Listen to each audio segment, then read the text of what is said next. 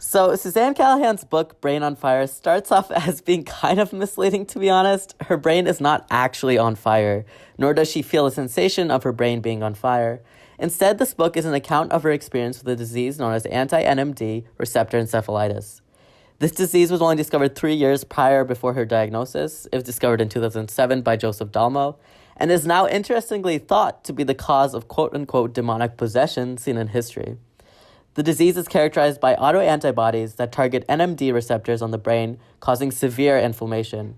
It introduces a window where increased unresponsiveness by the immune system can occur, thereby further progressing the disease. If we look at the progression of the disease, it can occur in any healthy individual. In this case, Susanna Callahan was a very good reporter for the New York Times. Over the course of a few months, distinct changes started to happen. Her ability to perform at work decreased. She would often forget very important things and mess up simple tasks. This can be seen medically as a, quote, intellectual change. Eventually, she started hallucinating and experienced paranoia almost every single night.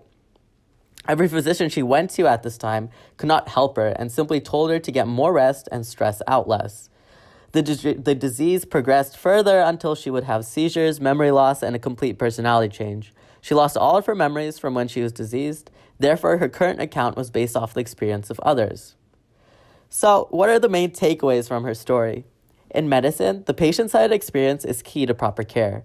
If we look at this Venn diagram, it is very important to take into account the patient's values, preferences, as well as the scientific evidence and clinical judgment. Many of Callahan's early physician experiences resulted in her feeling insulted and turned away as though her symptoms really did not exist.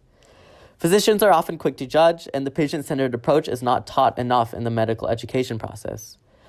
I kind of agree with this point, but I do have a criticism on it. My criticism being that while this is true in large for medicine, in Callahan's case, what more could you really expect? Her disease was only discovered 3 years prior, and it is very, very, very rare. The next main takeaway is how we define identity in medicine. According to Callahan, identity has both a personal and social side. These change as mental processes change.